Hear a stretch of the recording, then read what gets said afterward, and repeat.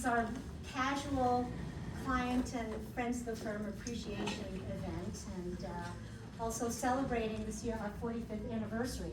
So, and some of you know one of our founders, Jim Johnson and Fred Pryor and Steve O'Neill also. So, also like to announce that we crossed a really great milestone thanks to all of you, which is we crossed $2 billion in assets under management and advisement.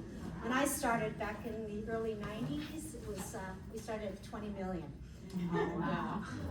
People may ask, what does TFC stand for? So it used to be the Financial Collaborative, and we still are thinking that way, we live that way, we collaborate with each other and with you as your financial advisor. So really thank you for that too. We have several clients who actually predate me. Where's Dr. Kearney? Did he go? Oh.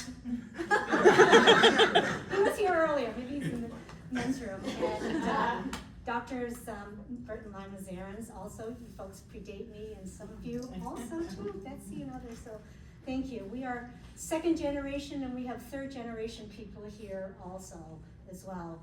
It is really a collaboration, and I'd like to introduce you to some of my business partners as well. Leanne Sullivan, stand up, Connie Wiley, we've got Michael, me and Brian Presti, and Betty's with us, and Mike Sullivan is here today? He couldn't come today. Okay, so. Tony. Yes. Tony's here too. Oh, Tony, yeah, and Tony and Jane here also. Yeah, that's on my list. And I'm really proud to say, we're continuing our vision that Jim and Fred and the others have, which is to stay private and independent, autonomous, and fee only. And my goal is one day when I'm gone, hopefully not anytime soon, is that we really want to be a forever firm. That's my tagline, is that we want to be a multi-generational firm for our clients and their multi-generational families also. So really appreciate all of you coming and being here with us too. So I'd like to introduce Peter Jones. You don't need to stand up yet, but with all the heavy news that we've been reading recently, we thought we'd do something light to talk about kind of travel. You're probably one of the most passionate global travelers I've ever met myself. And you and your colleagues started a company in 1978, right. ACIS, providing travel for middle school and high school kids. And I read that you've had more than 500,000 kids and people travel with your company also. I know you can't sit still because you were going to leave today after you got back from somewhere too. And so excited to hear about the places you've been and some recommendations. And there'll be Q&A because I know we all have a lot of questions also. Right. So thank you. Thank you. Wow, thank you. I'm used to usually speaking to high school teachers. I didn't realize that, and here we are with all financial people. And first of all, it's a thrill to be here. I put this lovely little picture up here. It was done by a New Yorker, friend of my New Yorker illustrator, and I kind of have my artistic input, but it points to the 7 continents of the world that we have. And yeah, my name is Peter Jones. I should open by saying I'm from London. I am 450 years old. I like to say that because I think what I do is I'm a time traveler. I get to travel all over the world. I get to immerse myself in various places. And I should say that when I first used to say that to a bunch of teachers, and I'd say I'm 450 years old, they'd come up to me and they'd say, don't be ridiculous, you're not, it's crazy, you're not 400, and nobody says anything anymore. I feel a little, the travel has taken its toll maybe on me. But we started our company a long time ago with a vision to provide extraordinary programs for high school kids and teachers. And we've sort of specialized in that as we've evolved. But when we started, we really focused on what was then the 44 countries of Europe, because in those days we hadn't yet seemed to open up the world. I think the USSR was the only place that we would go exotically, and then one day that became Russia, and then nobody wanted to go anymore, and now you can't go. And so we grew through this passion of dealing with teachers. And I just want to say that all of you have experienced teachers, and they are the most underappreciated, underpaid, glorious, incredible translators of a vision of growth in kids, to teach curiosity, to teach tolerance. And they get, the teachers that travel with all of us, any of our competition, they get to teach the kids to think outwardly. And as you maybe well know now, it's really important to think outwardly, not inwardly. And I'm so lucky and privileged and proud to have teachers as my clients, as it were. The other clients that I have are music directors, because we have a small niche division.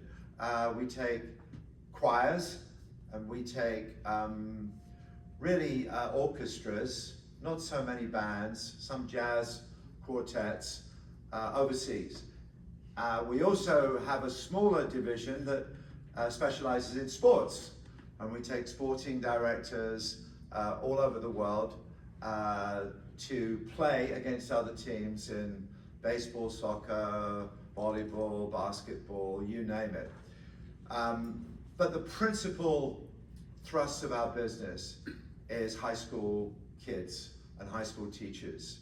And we've seen our market grow extraordinarily throughout the years. To give you a sense of what we do, I worked on this video that I'll show you in a sec, that kind of tells you sort of what we do and really the message for kids.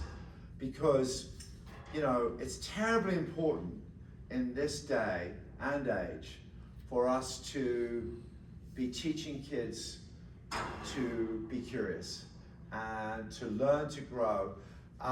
Whatever profession they elect to go into, out of all of the kids that travel with us, pretty much everybody goes to college.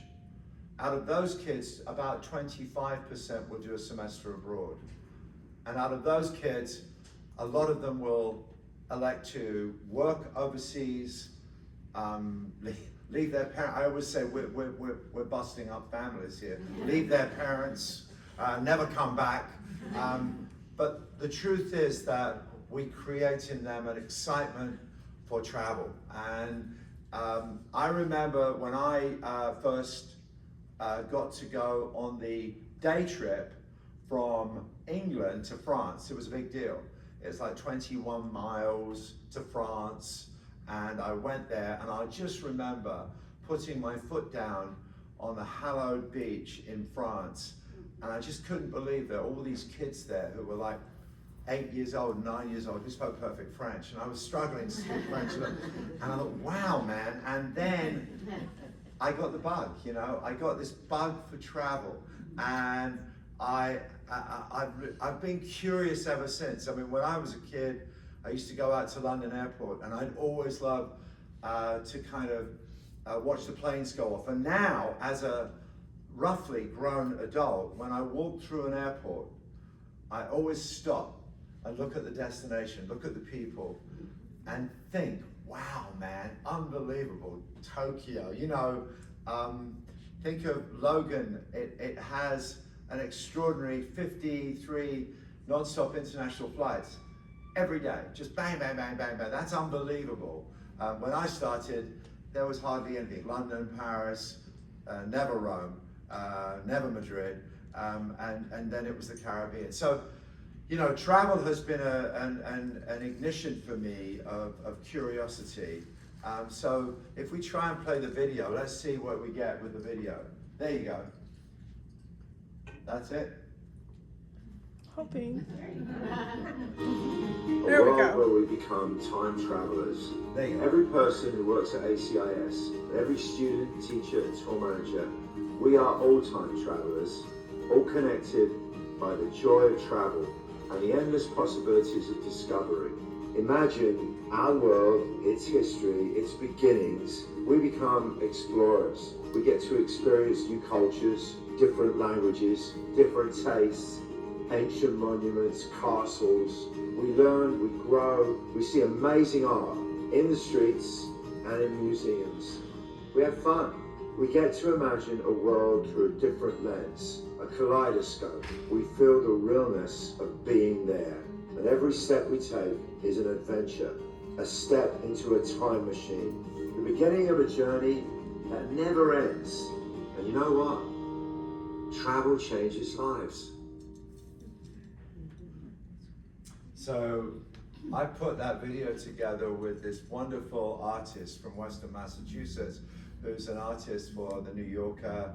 And so one day she said, you know, I've done so much artwork for you. It would be great if we could figure out a way to take that and make a video. So we sat down and we worked on the video together.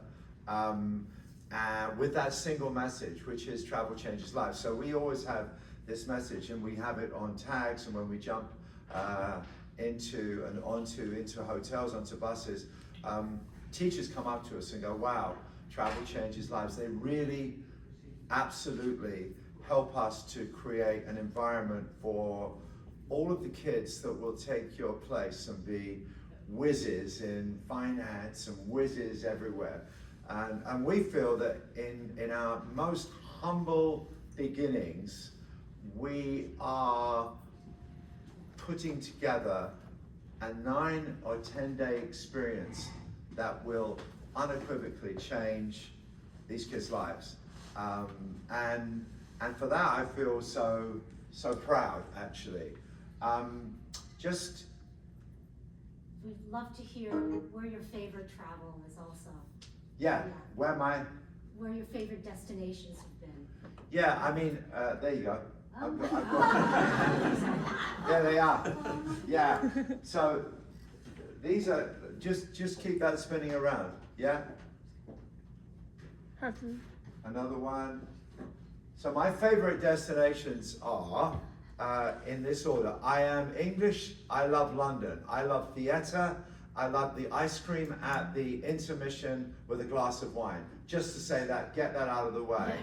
I love Rome. I am obsessed by Rome. My Italian is half decent, and I know Rome better than any other city except for London.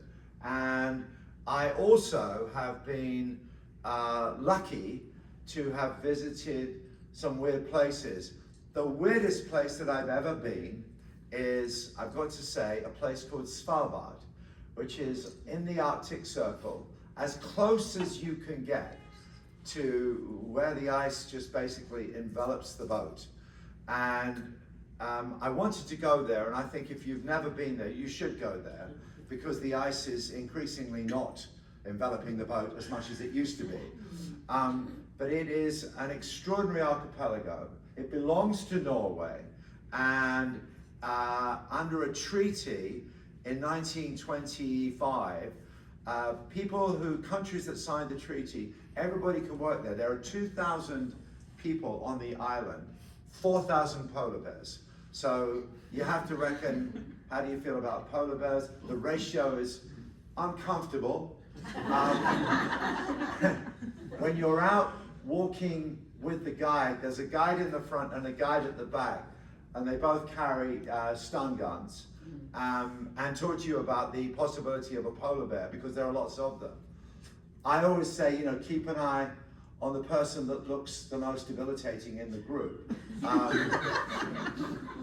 because that's what I'm thinking about when I'm walking around with them. But it was such a phenomenal journey.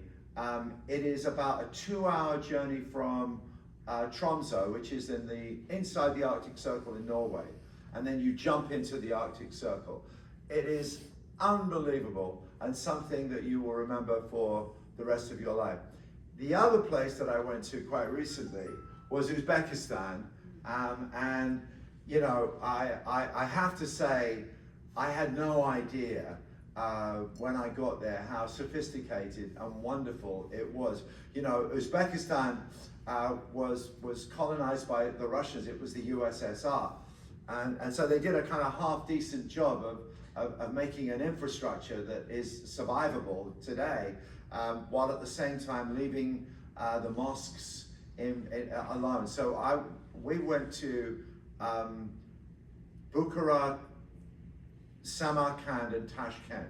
So exotic, I could almost hear these images, all unbelievable travel destinations. And you know what the incredible thing is? They were connected, all of these destinations, by a high-speed train. So let me say, they have the AVE high-speed Spanish trains to connect them. And so when I think about, you know, America, and I think about going from Boston to New York on the Acela, which is inappropriately named because it gives you the sense of speed. and it should be called the Slowella or something like that. And it's like 190 miles and it takes bloody 4 hours. And you think, how could this be? I can go from Rome to Florence in an hour and 10 minutes. I can go from Paris to Lyon in about the same time. I can go from Madrid to Seville in about 2 hours. I mean, I'm covering big distances here. And I can go from Rome to Venice in 3.5 hours. So I was astonished when I went to Uzbekistan that they have this unbelievable high-speed train network. Then I just came back from Morocco. Now, I mean, some of you probably have been to Morocco. I love Morocco. I love the colors, the chaos. I love the tagines. I love the food. I mean, I just try anything. You know, I mean, I've built up enough resistance when I walk through markets. I just don't care. I just don't care. I know, and it doesn't hit me, so I'm okay. And the tagines and the tangiers, which is sort of a version of a tagine, but more complex and complicated. Unbelievable. But then I discovered when I was chatting with the guy, and the guy said, oh yeah, you know, we've got, you know, I said, I heard that you got like a high-speed train somewhere. And he said, yeah, there's one from Casablanca to Tangier. But you know, it's getting there. The infrastructure for the train, but we'll have a fully fledged train system, high speed, across Morocco by 2030, because in 2030, there is an unusual World Cup. 2030 marks the 100th centenary of the beginning of the World Cup, which was in Uruguay. And so it will be in 6 countries over 3 continents. So it's very exciting.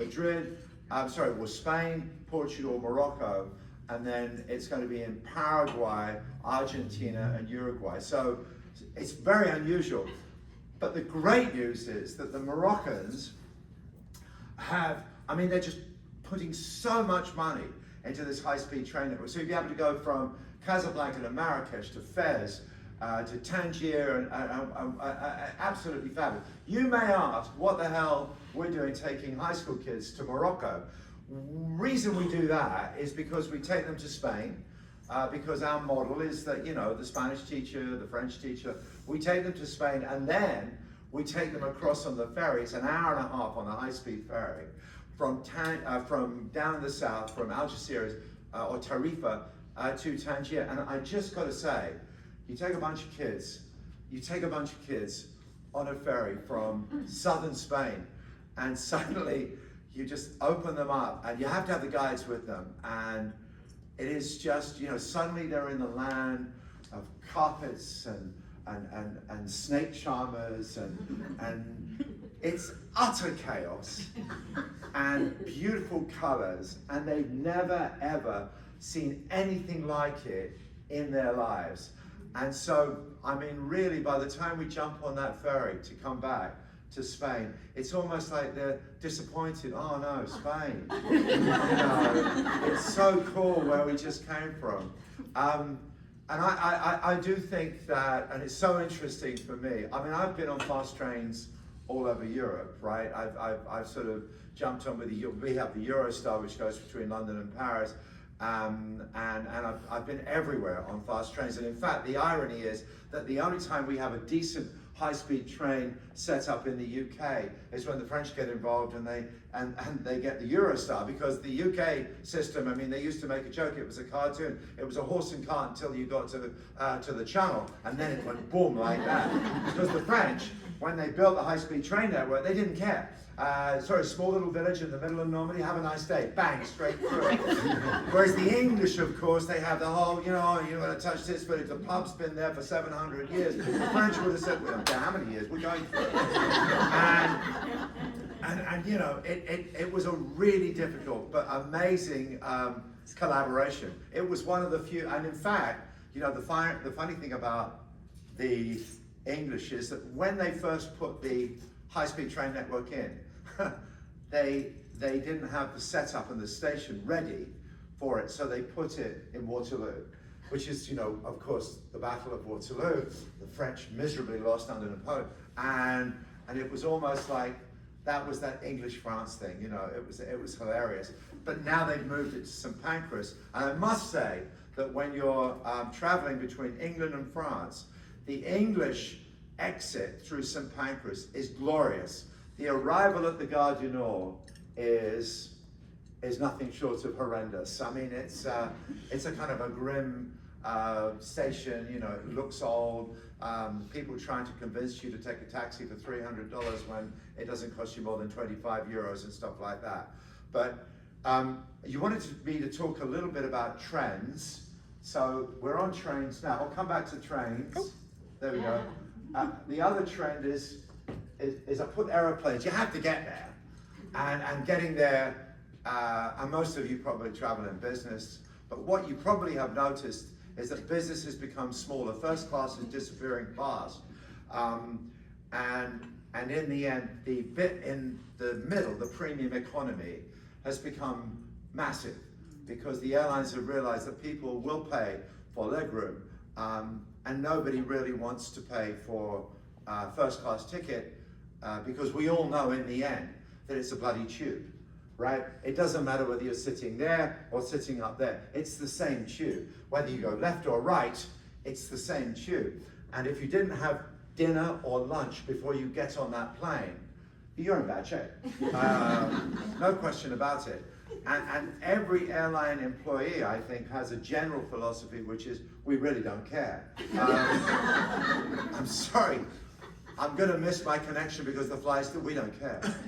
Yeah, when you get out is the standard line. When you leave here, there'll be somebody waiting for you as soon as those doors have shut, and they will help you. And that person, it doesn't exist. So, and all I will say to you, for all of you who have suffered from, let's say, a misconnection, a cancellation, trying to get a rebooking, if you've ever suffered from that and you think, oh, woe is me, what a drag, remember my business. 35 kids, 5 teachers, a misconnection, unable to get the next flight for 3 more days. The kids are missing London, they're eventually going to get to Paris, and all that says to me is, it's going to cost me an arm and a leg because I've got to make everybody feel fabulous about a destination that we're going to send them to that they didn't want to go to because they just missed London, but we can't get them to London. And this happened to me with a teacher, and a wonderful guy, and I called him out at a meeting and I said, man, his demeanor was so fabulous. I felt like saying, you know what, I need you to stand around at airports and talk to those people that start freaking out when there's just 1 or 2 people. I insist, I refuse to wait in a queue. I want this and I want that. And this guy's got all these kids. And in the end, we had to, we drove him to Philadelphia from Chicago. We drove him. We got the buses there, and then we said, Philadelphia, it's nice. It's not London. You'll like it.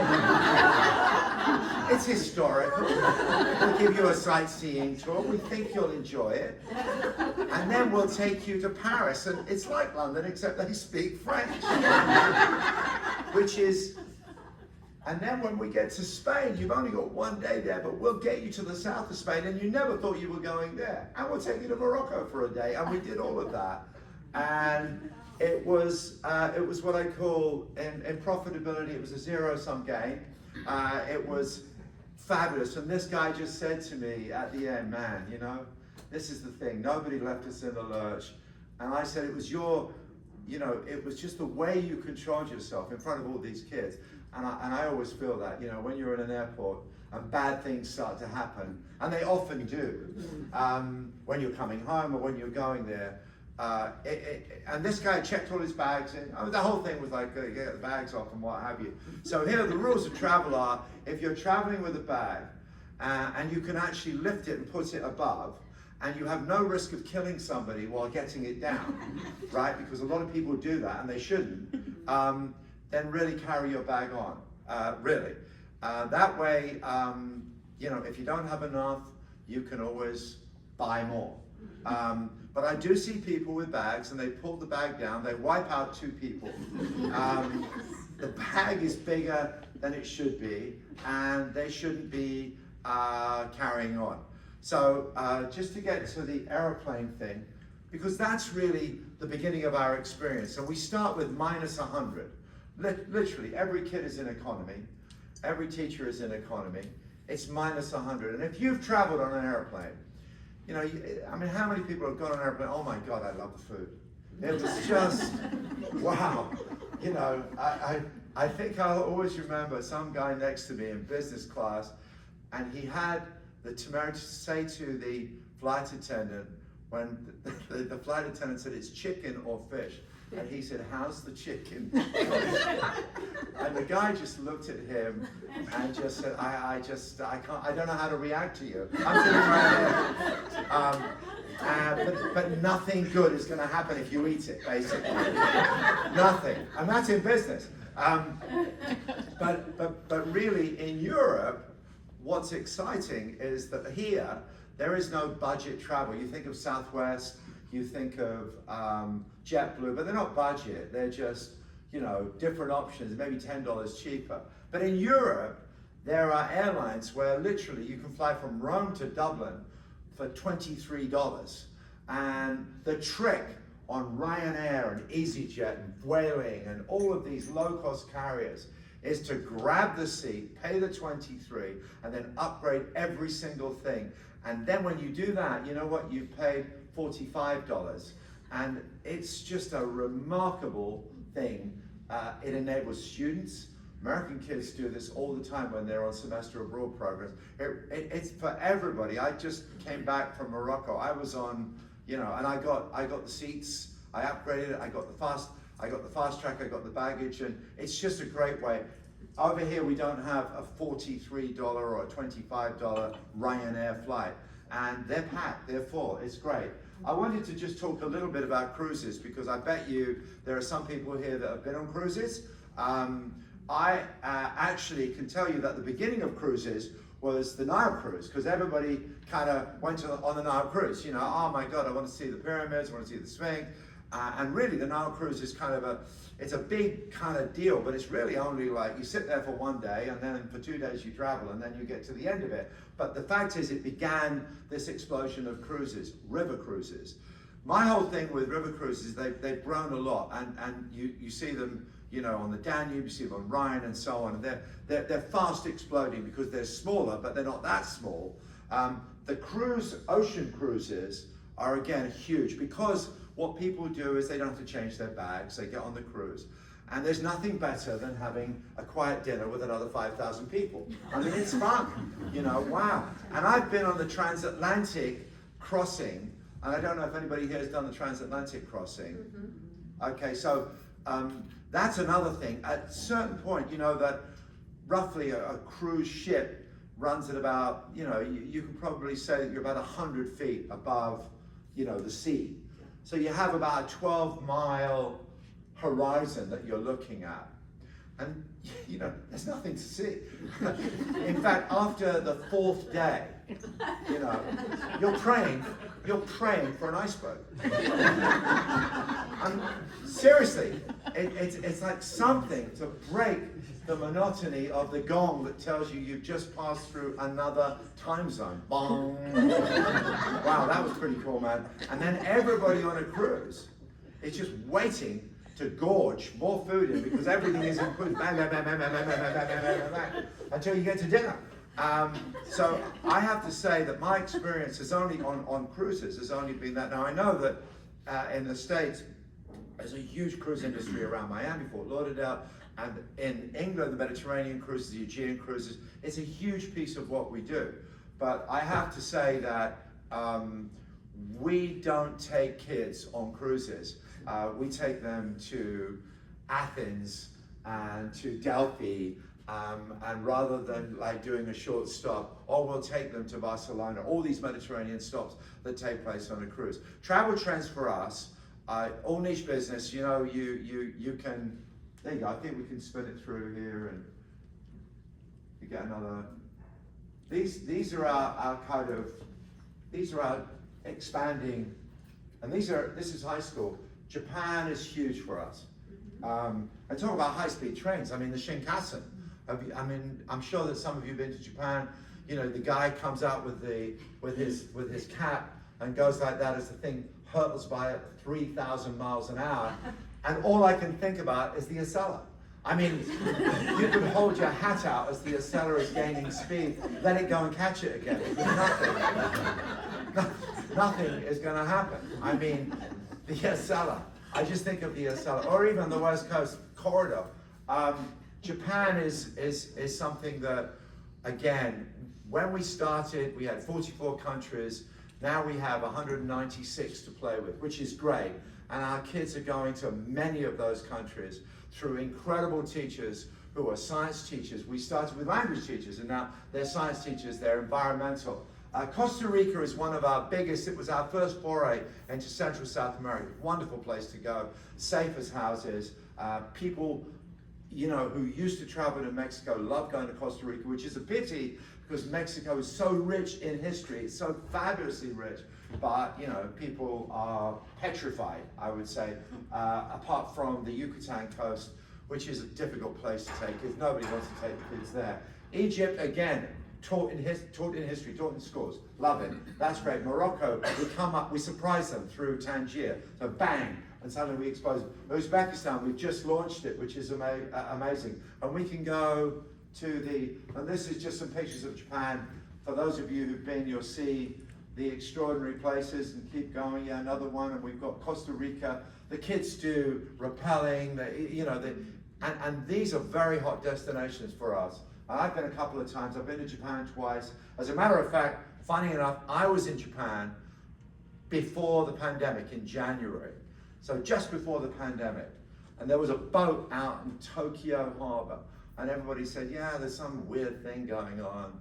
You know, whatever. And nobody thought about it. Came back, some talk about something in Seattle. Then I went to Venice. And I remember that week so well. It was in March, the beginning of March. I was skiing, I like to ski. And the guys in Venice were holding the light to your forehead. And I said, what's that all about? Oh, no big deal. And no big deal, yeah. Right. And then I came back and I said to the guy in the US Customs, hey, you know, it looks like Europe is closing down everywhere. And I had to come back through Zurich. Oh yeah, that's nothing. You know what these Europeans are like. And then within a week, we had no business. Within 2 weeks, I said, I think we're going to go bankrupt. And in 3 weeks, the whole world shut down. And, you know, it was, you know, I still remember that moment, and I still remember that year and a half, and the year of living dangerously. And I have to say that we all lived through it.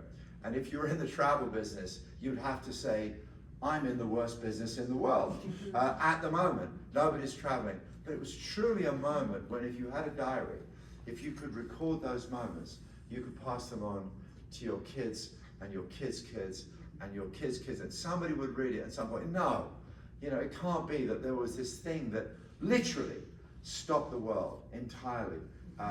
So when we come back post-pandemic, airline seats are full, Airline prices skyrocketed, then came down, and the post-pandemic created a fabulous environment for us to experiment. And the post-pandemic got us into places like Japan, Costa Rica, because teachers started to kind of move and move and move. And whereas the usual, the French teacher goes to France or Canada, and you can rest assured that nobody's going to Canada at the moment because of, you know, I can't remember his name, but you know, you know, and nobody from Canada is coming here. That's down by 75%. So, and you know, travel's a big deal, right? I mean, it's 10% of the GDP here, worldwide. I mean, tourism is a big, big deal. So when we came back, suddenly, could we go to the next slide? We had all of these interesting places that we had never taken kids to. Egypt, and then again, Morocco, and one more time is beautiful, and Uzbekistan. There I am, just to prove that I've been to Uzbekistan. But, and all of these places really represent a diary of, in a sense, my life. I would say that right now, somebody said to me, what's the trend in travel? I mean, every niche business out there, you know, whether it's my friend who designed, if we go to the next slide, the next slide is that. This is her art. That's her Mona Lisa, not the original, just so you know. And her business is taking artists, some budding artists, all over the world. And she has about 8 trips a year that she does, and that's booming. And so there's culinary, there's wine, there's sports, there's la-da-da-da-da-da.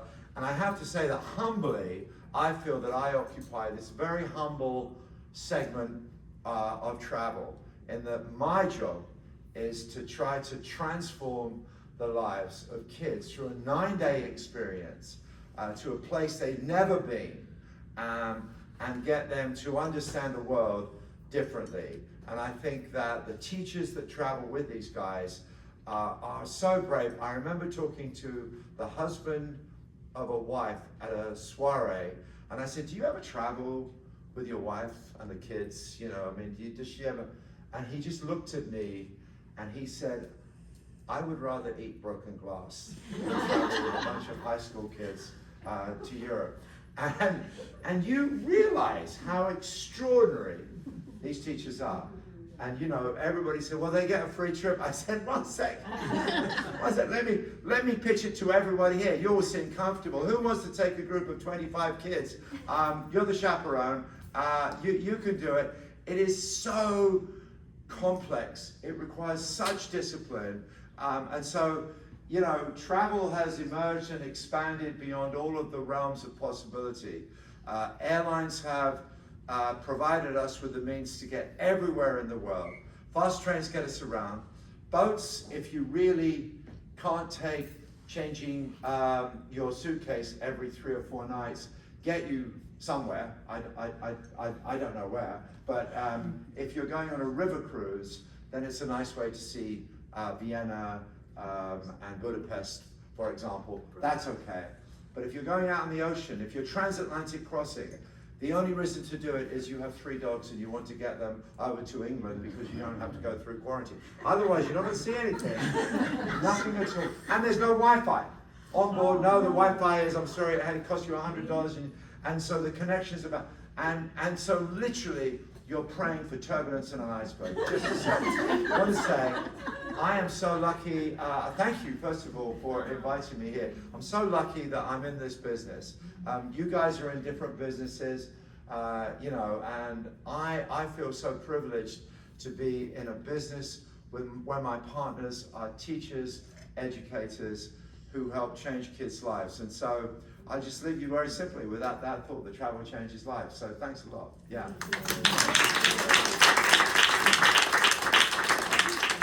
Any questions? Oh yeah.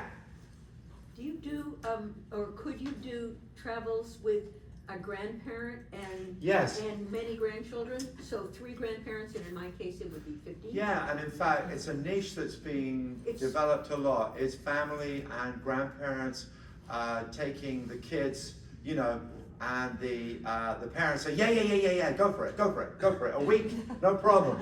2 weeks, you went for 2. But you know, a lot of people do safaris like this. They do, and I'm taking my grandkids to London.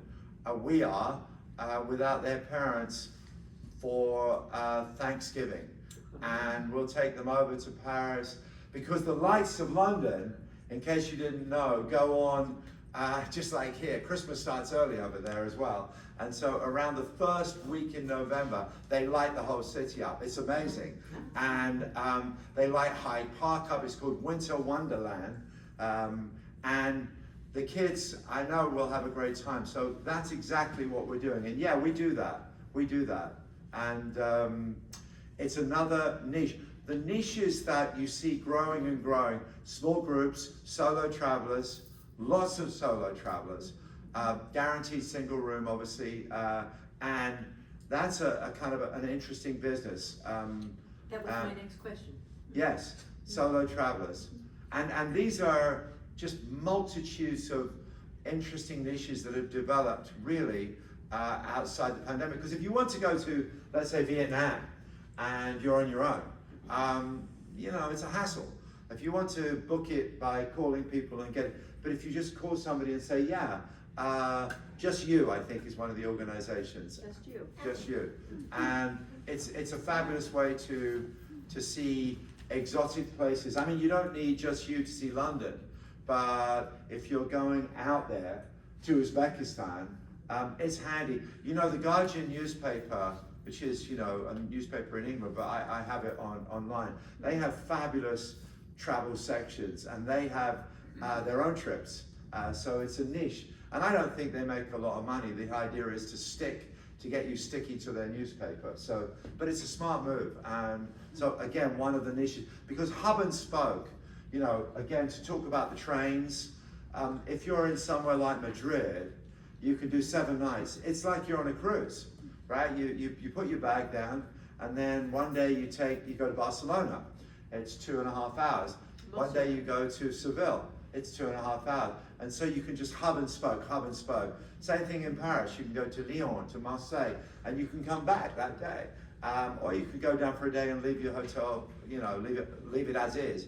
But that's what I call a land cruise. Yeah. And I love the idea of a land cruise. I love the idea of creating, you know, something that's not stressful. Because what's really stressful as you get older is bloody well packing your bag, wheeling it out, you know. And then there are people that still carry, I mean, I don't know who they are, but they carry bags with 2 wheels. I'm thinking, wow, I just get my phone, take a picture. I saw a person the other day with a bag, you know, there's like a bag like that way, with the wheels, 2 wheels there, and it's like that. It looks like it's going to go anyway. And I stopped the person in London and I said, I just have to take a picture, man, because I really, really love where your bag is coming from. I took a picture. But yeah, but if you know, remember the wheels are the key. It's like a Formula 1 car. If you can go like that, and it happened to me very early. I went to get the Elizabeth line in Tottenham Court Road, and I literally talked to the guy. I had my bag, which was a really cool bag with great wheels. You couldn't hear the wheels. My backpack, right on there, because the backpacks, you should always have the slit, so you can throw the backpack in. And I took my hands off the bag for 1 second and said, so tell me, la-da-da, la-da-da. And then I looked around, and you know what? My bag had gone. My passport was here in my little mini bag, but you know what? I smiled really, because I thought, you know, I looked for the bag, I panicked, and then I thought, wow, that was a work of art. That was a beautiful thing. I knew those wheels were good. If I had a really, really crappy bag, I would have heard the creak of the wheels. The guy would have been, I would have got it. But no, my wheels were like, you just couldn't hear a thing. He just wheeled off and went, wow, man, that was so cool. And it was great. So I had, so I went out and immediately bought another one of those bags. And I would advise you, if you have that, check the wheel. The wheels are the key. You don't need to spend $1,100 on a rim, whatever it's called, but you've got to have that $400 top wheels and an expandable case, you know, and also don't overthink yourself. If you don't like the idea of trying to kill somebody, or if you do like the idea of trying to kill somebody by putting it in the overhead cabin, then it's okay to check your bag. But if you're going to check your bag, I would say the following. If you're going to check your bag, look at the woman who's checking your bag and say, do you mind, I've done this now a few times, do you mind if I have a moment? And she looks at you. I said, no, it's okay, but we've been together a long time. And I don't know if I'm ever going to see you again. And I just wanted to say goodbye. We've arranged to meet each other in Paris. But, I've seen those movies. It doesn't always happen. You meet somebody else, you end up in Hong Kong. And I just want to say goodbye. And you know what? It's a shitty job working at an airport doing that check-in. And I swear to God, they just come up and they look at you and they smile and they say, get out of there. And you will. But I always ask for a moment. I never check in unless I'm really desperate and I've got, just too many bags. But yeah, so these are the transit travel. Anything else you got? Yes. Have you kept journals of all your? Yes, I have. I sort of write down, I write stuff down, and I'm always observing funny things about airports and lines and security, and I just smile actually half the time when I'm walking through an airport. What to avoid. I see people walking into, they've got like bottles of water and perfume and Christ knows what, and I think, didn't they get that memo? I mean, where were they when that memo went out? And so I try to do that. And I would say my one thing that I love to do when I'm traveling is I like to see a city at night. I think everything looks better at night. It's so beautiful to see Rome or Venice or Paris at night.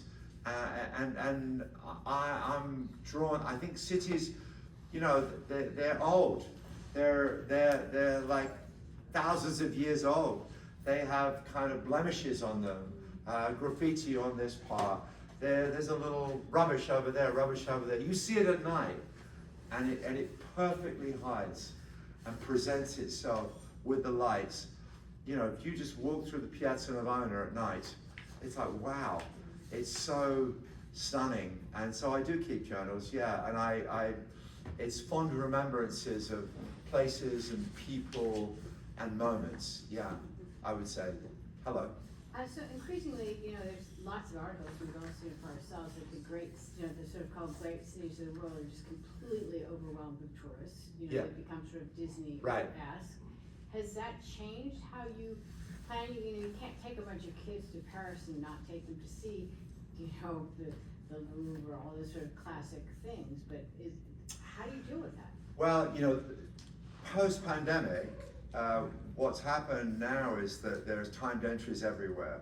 So getting into Paris, the Louvre, is just so difficult, and it changes the way you kind of look for the slots in the evening. Many museums are open in the evening. There's if you walk down the Rambla, it's like it's so many people there. You can't see the forest for the trees. Right. So you try to avoid as much as you can, or you pick smaller destinations outside the main cities. But I kind of dig the cities. I'm like a vampire really. I like the nightlife. I like the city, and I like the restaurant vibe in a city. But I think if you go to Tuscany and you're in a small place in Tuscany, it's spectacular. To be in Venice, in St. Mark's, during the carnival is difficult. There's a million people in that blooming square. So I prefer to go there off carnival and off peak. But it does affect, I'll call up and I'll say, hey, we've got a group of 30 and they want to be in Venice. And somebody will say, not during carnival, right? You're kidding, right? And our whole thing is that we put the kids in central locations. So we have to be in central locations. We want the kids to experience what it's like to be in a city. And that's a problem for us, because you can easily find a place miles away, but then what's the fun of being miles away, but it is a problem, and tourism is starting to choke, and the Airbnb thing in Barcelona and in Rome where they look at, but the idea is, and I mean, you see the headline, the poor tourists with their suitcase walking to an Airbnb and people throwing things at them, and it's not like that really. It's you know, I think it's people from the hotel. They don't want you to take the Airbnb. They set themselves up, but you know, in the end, and I said it on there, being there is more important than anything else. And being there to me is yeah, sometimes it's a little crazy, a little crowded, but for us, we can't choose when they have to go during a vacation slot, you know. But for us, if I were traveling, yeah, I would go to Venice in winter, but not Carnival. And I'd go most places in winter, to tell you the truth. I love the winter. I love traveling in the winter. In Morocco, when I was in Morocco, it was 104 degrees every single day. It was tough, you know. It was a dry. People say, yeah, but it's a dry heat. It's still 104. It's a dry heat. What does that mean? And, you know, I'm not used to it. Anyway, yeah. A practical question. Everything you're saying suggests planning those trips way ahead in order to get timed entry. Are you saying 6 months, a year, or 18 months? It's really interesting because one of the things that I talked about when I was at my presentation was that we have a 9-day, 10-day trip. So think of it like a theater performance, you have about 350 days of prep. Teachers prepare about a year in advance. And so the real buzz, it's like putting a show on, you know. You have the lighting, you have the production, you've got to have the sets and la-da-da, la-da-da. So it all takes about a year to put it's very rare. If somebody calls you up with 2 months to go and says, hey, I've got 30 people, it's the last thing you want. So it takes a long time for a teacher to organize a program. It takes a long time for anybody, frankly, to organize a program in the adult sector. You need to prep for it, otherwise there's sort of ugly surprises. How about Africa? Have you been to Africa? I have. I've been to Favorite countries? yes, I've been to Kenya, Masai Mara, which was totally spectacular. To see the migration, you know, it's extraordinary. I've been to South Africa, and of course I've been to North Africa, you know, Egypt, Morocco, but I would like to go back to Africa. But you know, I'm kind of, I love safari. It's great. I would only go back with somebody who'd never done a safari. My kids were with us when we did a safari in Africa.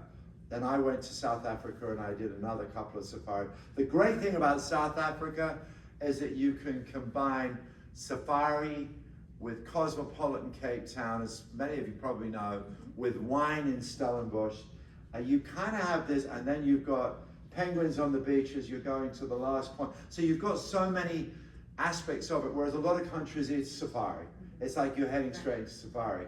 In the case of Kenya, where we went, you know, I would say that Nairobi is, you know, is kind of dodgy, can be dodgy now. But we took the night train. I mean, we took the kids on the night train to Mombasa, which is one of the great things I've ever done in my life. And when I was in Egypt, I've been to Egypt a few times, but when we took the kids on the night train from Aswan to Cairo, and I came up with this song that the kids to this day still sing to me, and it was in the Valley of the Kings, in the Valley of the Dead. We saw a golden mummy with a very golden head. Ooh, breakfast in Cairo on the train. I'm not singing it for you. And then it was yummy mummy, mummy, mummy, yummy mummy, mummy, mummy, yummy mummy, mummy, mummy, yummy mummy, mummy, mummy, yummy.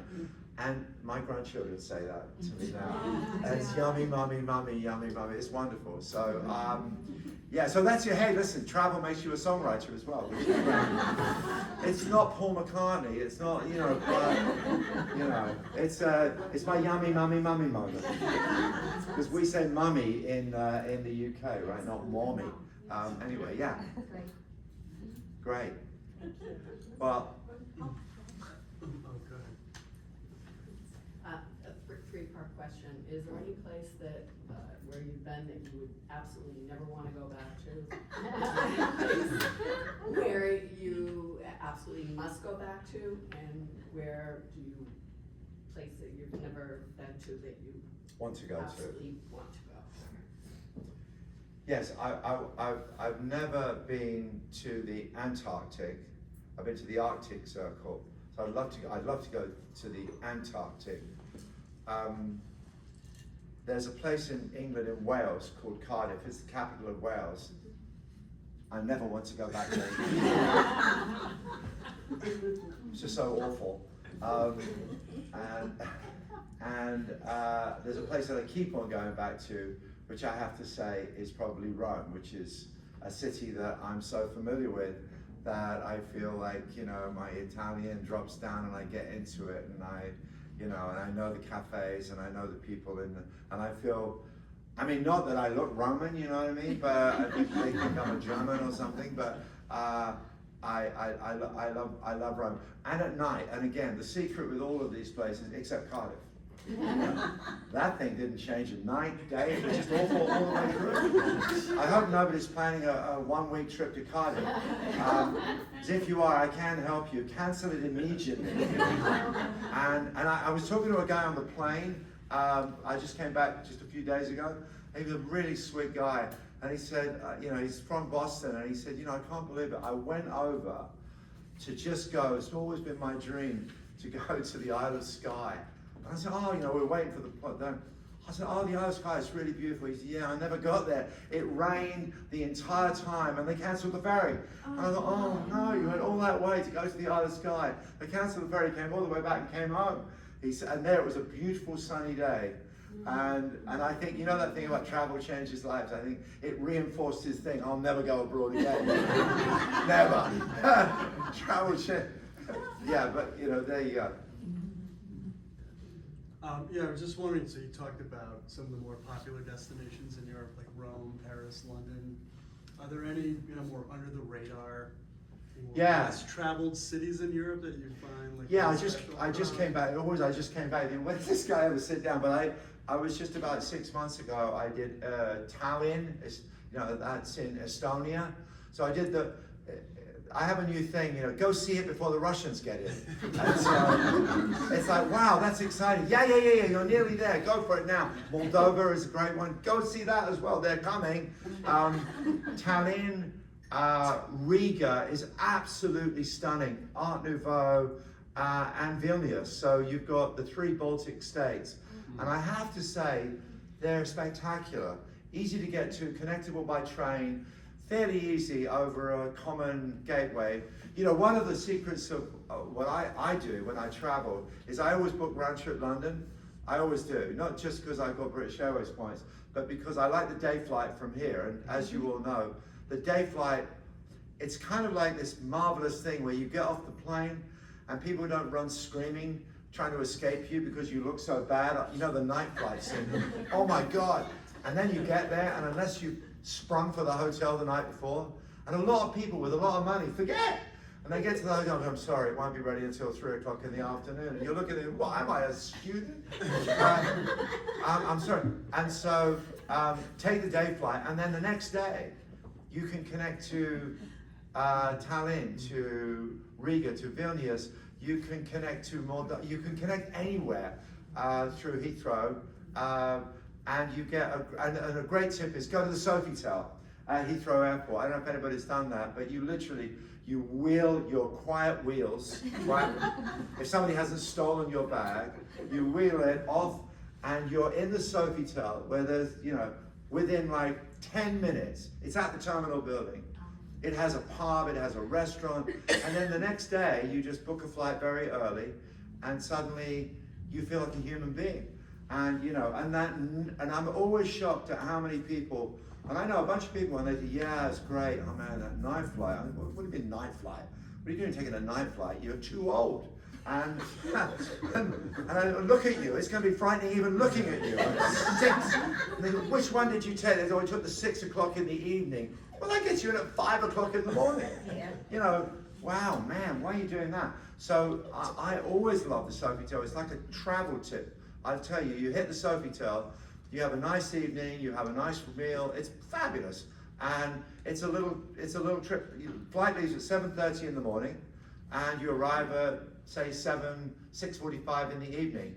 So you've got time. You could even, if you were crazy, dump your bag at the Sofitel and go in, or you could even go into London, but I don't see the point of going through that whole thing. In London, they now have the Elizabeth line, which takes you from the airport all the way into town, which is really great, as well as the Heathrow Express. You've got lots of multiple options in London. Again, train.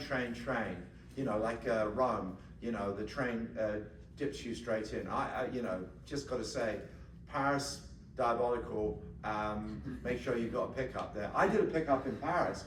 I used to get this guy, he was a crazy guy, because you know, before I got old, I used to take the night flight to Paris from Boston, and he would pick me up on a motorbike. Put the back, I had to change into these like, you know, like Darth Vader outfit. I'd put this stuff on, sit on the back of the bike, and then put the helmet on. And I remember, and he had like my bag here, and then he'd fly for like 100 miles an hour into the cities, darting by the traffic. It was hilarious. And the reason I got this is because somebody who has a perfume factory in France, Fragonard, Agnes, she's lovely, Agnes Costa, she's fabulous. She said, yeah, I always take the driver, he's fantastic, you know, you get in 10, 15 minutes, no problem. He does 100 miles an hour, you might die on the way, but who cares, you know? You don't have to sit in the traffic. So it's fabulous, yeah. But the day flight and the Sofitel, and you know, if you, and these are the innovations. I always tell people, premium economy, you know, if you don't want to spend $6,000, $7,000, premium economy is viable on the day flight because you're in a day flight. So you don't need to pretend that you're going to sleep with the, you know, the flat bed. And why would you even go into a flatbed situation when you're going to London, which is, you know, the pilot comes on all chirpy and says, well, good news, everybody. Looks like the wind's behind us, so we should arrive there in 5 hours. You're thinking, no, go to Istanbul, go anywhere. Divert, man, divert. What the hell? I don't want to, you know, I want to wake up at, you know, good news. And so these would be my strong tips for mid-range travelers. And for you guys who are traveling in business class, and you're wondering where first class went, it disappeared. It disappeared so fast, you'd have to get a pair of binoculars and look for it. There's maybe 4 seats in British Airways. And you know, I don't know if you know, but on British Airways, if you're in first class, if you're in business class, you're in premium economy, you're in economy, it's like a class system. So they treat you differently. So the flight attendant will kind of look at your ticket, and if it's like 23D, you're up there. Okay? Up there with them. And then if you're in like premium economy, oh yes sir, you're just there, like if you're in business, hello sir, you're there. And if you're in first class, it's like they practically get on and oh my God, who are you? We love you, please let me walk. And they walk you to the seat. And you think, it's just a tube, man. It's just the same bloody tube. We're all sitting in it. But those first class seats have gone. You know, those old days when they used to prepare the steak with the gas grill on the plane. Oh yeah, this is really safe. This is going to be great. Fabulous. I'm okay with that. Yeah, so anyway, these are... Yeah. Is there any, on all these trips, any like cultural festivals you've done that blew you away? Or like cultural events that you've, taken part in that, you would want to do again? The truffle fair in Piedmont was, we had to kind of, that was really, really cool. The flower festival in Sicily, in Noto, was unbelievable. And then in Kyoto, there was I stumbled on it. It was a festival, and they were giving out palm leaves, and there were in this marketplace, and you weren't supposed to take pictures of them, but the geisha were wandering around, and it was a moment. And I always say, when you're traveling, look for the moments. Look for the moments. The moments are there, and then record the moments. Make sure you record them. But yeah, I loved, in Noto, the flower festival in Sicily, which is a really unusual and beautiful island, and worthwhile traveling to, and it sort of has escaped a lot of the mass tourism of the rest of Italy, and it's pretty cool. Even though the White Lotus has picked up, the kind of destination considerably. That hotel is impossible to get into. It used to be like $700, it's like $2,000 a night and that kind of stuff, right? But yeah, so I would think, you know what, the best things about festivals is not that you fly to see them, is that you get there and you didn't know they were there. And so it's about serendipity. And it's sort of, wow, you know, I mean, when I walked into this thing in Kyoto, I was blown away. I thought, wow, what's this? And quickly, and it was just one of those, I can't believe it, I'm here during that week. And it was really, really fabulous. And, you know, so always, to me, I don't know if it's a word, the serendipitous moments are the moments that are just the pure energizers. But you can plan around the truffle festival in Italy, the flower festival in Sicily, and there's something, whatever it was in Kyoto that's in January, that was mind-blowing. And I couldn't believe, you know, that I was there. And I haven't talked about the USA because I don't travel except to go to meetings and what have you. So if you want to know about Columbus, Ohio, I can tell you about it a little bit, but not much. It's got Germantown, I know that. But I tend to sort of go to Germany, right? You Yeah. haven't mentioned China. What's that? You haven't mentioned China. Sorry? You haven't mentioned China. I've been to China a couple of times, and on our destination menu, it sort of disappeared, and it's slowly coming back, very slowly. It's a stunning place, and I mean, talk about fast trains. I mean, it has. I jumped on the train in Shanghai to go to the airport, but I wasn't going to the airport, but I just jumped on because I knew it went at 400 kilometers an hour, and I just went there, took a picture of it, and then stepped over and came back. And it was such a great moment. But China has a very sophisticated train network. So yeah, I've been to, you know, all the hot spots, the Xi'an, Guangzhou, and Beijing, and I loved it. I loved China. I went back, and you know, when I first went to China, it was just full of people on bicycles, and when I went back, it was full of cars, and the air hung heavy, and it was very, you know, it felt like it had changed. It had become modern, and the Great Wall was full of people. And when I went there first, it was really exciting. You know, oh my God, the Great Wall of China. It's like a Paul Simon song, you know. And so I love China. I would go back there. Taiwan, interestingly enough, is a place where we take kids. So, but you can't go to Taiwan and then go to China. So obviously, you can combine China with Japan though. So we you know, when you're moving that far, doing that much distance, if you stay with the capital cities, you could do two. But then you know what? To go to somewhere like Japan and experience, you know, Hiroshima, and just it's not magical, but it's breathtaking for the kids historically to understand that stuff. And I think that you've got to give time to do that. So, but yeah, China, I'm sorry, yeah, you're right. It's, you know, I haven't been for maybe 10 years to China, and Japan was in my mind. I've been to Myanmar. Well, there's a place. Now you can't go there either, but Burma, and that is, you know, if it opens up again, it's one of the most extraordinary places ever.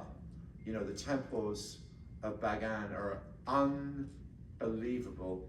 You know, makes Cambodia and all. It's just extraordinary. Take a balloon at dawn and just, I mean, float across these temples. It's so magical, and the people were so lovely and wonderful. And it was the time when I went there when it was a brief moment before it closed down again. Yeah, that was so extraordinary. So yeah, I forgot China, I forgot Myanmar. Burma, you know, Myanmar, Burma. I'm just curious, have you taken any groups to anywhere in the Middle East? To where? Anywhere in the Middle East? Belize. Middle East. Yeah, well, Jerusalem? Yeah, like in Well- Israel or Jordan or well, Turkey? yeah, I mean, yeah, any of those things. it's kind of dodgy, I would say. I've been to Jordan, and obviously Petra and the Wadi Rum, which is amazing. I came in it through Israel, you know, that way, and that was fabulous. But you know, I would think that would be a bridge too far for the kids. I mean, really. So yeah, I mean, again, you just keep on forgetting because there are so many things. I got caught in a sandstorm in the Wadi Rum, which is a sand desert, and you saw it coming at you, and everybody ran, and just to kind of cover cars, anything. And then it was like a blizzard, and it was so fabulous. I thought, wow, man, this is unbelievable. And it lasted for like 7 or 8 minutes. You couldn't move, and then you kind of broke open the car and sort of crawled back out to the tent, which was still there. But a sandstorm in the Wadi Rum, which was amazing. It's where they shot Martian, I think, and it's amazing. And Petra, yeah, I mean, Petra, wow. I mean, that's, but you know, you can get there, but I wouldn't, it's a long way for kids, you know, and teachers, because you're dealing with connections, and you know, imagine you've got to fly to Jordan over somewhere. And so it's why, interestingly enough, you know, I mean, just to give you a sense of it, the biggest single destination city in the world, you'd never guess it, it's Bangkok. And so Bangkok, not because people are going there for a week or 2 weeks, it's a big, you know, market, because it's not that expensive. It's a decent place to stay. It's got all sorts of things. It's got the jungle, it's got the beaches. But in the end, it's transitioned to Australia. So people come in, and then they say, well, I'm not going to stay for 1 day, I'll do it for 2 days. So Paris is the single, like, I'm staying, that's where I'm going. So Paris is the biggest city. France is the biggest country destination, about over 90 million visitors every year. France, #1, and Spain is #2. Spain, because all of the Brits and the Germans invaded Spain. You know, the first invasion was the Moors. They came in 800, and then they were reconquered and pushed out, and then everybody thought it was great. And then the Brits and the Germans came back with cheap package tours, hit the coast, realized that sunshine was something that wasn't this giant orb in the sky that nobody knew about, and they just flooded the Costa Brava, the Costa del Sol, and that tourism never went away. So Spain, in addition to tourism in general, is #2, USA is 3, and Italy is 4. So it's, yeah, it's interesting, but Bangkok is a feeder city, a bit like Dubai. Dubai is up in top 10 because people go there and then they climb off, they go to India, they go, you know, it's a great feeder city. And there's a daily flight out of Boston to Dubai on Emirates. So, yeah, go to Dubai. Yeah, go to Dubai. Yeah. That's great. Thank you so much. Thank you.